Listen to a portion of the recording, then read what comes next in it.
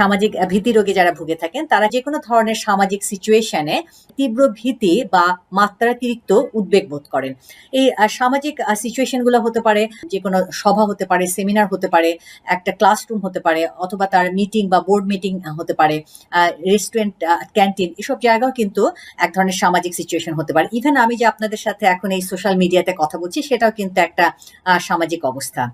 এই যে সামাজিক ভীতি, এর কিন্তু অন্যতম কারণ হলো যে ব্যক্তির চিন্তা পদ্ধতি হলো, সে ফিল করে যে অন্যরা বোধহয় তাকে খুব নেতিবাচক ভাবে তাকে দেখছে।